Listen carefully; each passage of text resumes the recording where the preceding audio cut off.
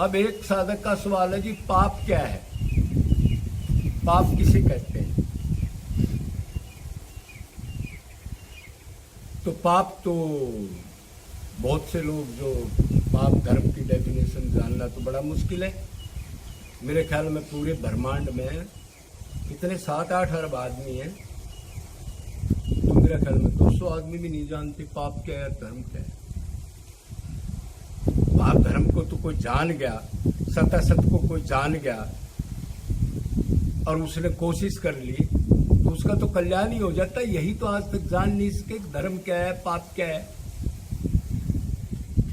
तो मोटे अक्षरों में एक बार ये समझ लो, इसका मोरल, आप जितनी देर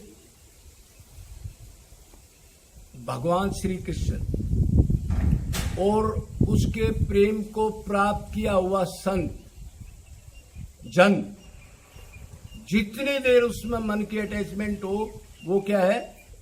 धर्म। और उससे जब भी हट गया इन दोनों से तो क्या होगा? पाप। मोरल तो ये है। अब समझो, अब पाप कहां कहां होता है। अगर तमोगुणी से आप मन लगाओगे तो आपको तमोगुण की चीज वापिस आपके मन में आ जाएगी। क्यों? जहां मन लगाओगे वही चीज आपके अंदर स्टोर होती रहेगी। ध्यान रखना, जिस चीज का चिंतन ज्यादा करोगे, ज्यादा मन लगाओगे तो ज्यादा हो जाएगी, कम लगाओगे तो अटैचमेंट कम हो जाएगी। तो या तो तमोगुण में अटैचमेंट करेगा या रजोगुण में, जो पृथ्वी लोक पे आदमी है उनकी अटैचमेंट करेगा, या सतोगुण की अटैचमेंट करेगा। तो तमोगुण की अटैचमेंट करेगा, उसमें मन लगाएगा तो उसको क्या मिलेगा? नरक।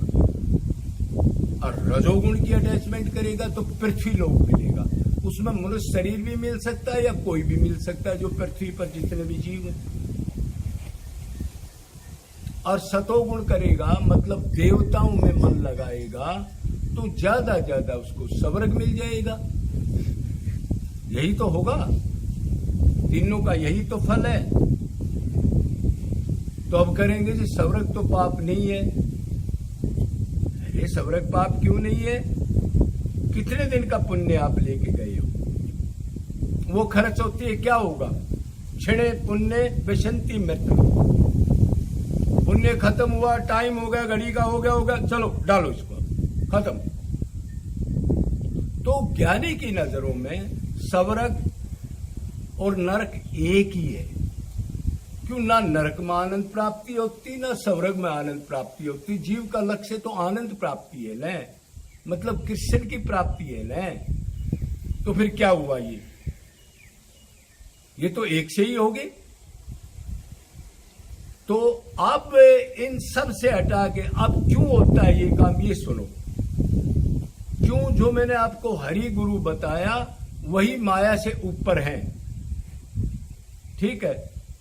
तो उसमें मन लगाओगे तो गंदे मन को वो शुद्ध कर देगा, वो गंदा नहीं होगा।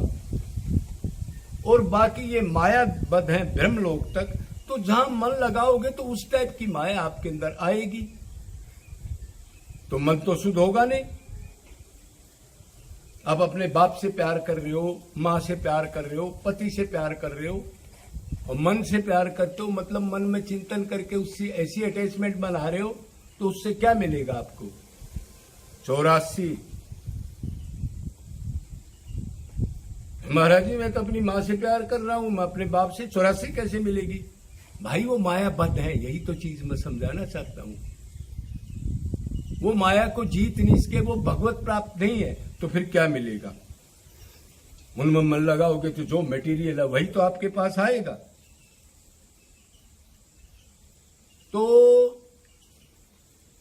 ये जो है, अब आपको क्लियर हो गया कि सिर्फ हरि गुरु भी वो जो कृष्ण प्रेम को प्राप्त करता हो, निष्काम हो, जीवों पर अति दया करता हो, अपने को गुरु ना मानता हो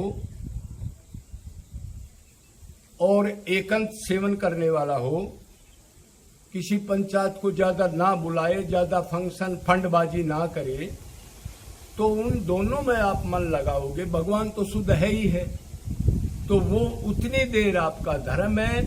बाकी जितना भी जहां भी मन लगाओगे, 3 ही एरिया है ना, पाताल हो, ये मृतलोक हो, पृथ्वीलोक कहते हैं इसके, स्वर्ग हो, जहां भी माया का अधिपत्य ब्रह्मलोक तक है, तो जहां भी लगाओगे तो आप पाप करोगे। तो धर्म पाप की डेफिनेशन समझने के बाद अगर आप ठीक गुरु से ज्ञान लेकर के उसका 100% आचरण करोगे तो आप माला माल हो जाओगे, आपका काम बन जाएगा, ये मनुष्य आपका सार्थक हो जाएगा। अब भगवान की सेवा के अंदर रत हो जाओगे, उसके परिकर बन जाओगे। तो इसका मतलब ये है, अब आप समझ गए होगे, इसलिए एक बार फिर बोल दो, वृंदावन बिहारी लाल की जय, जय श्री राम।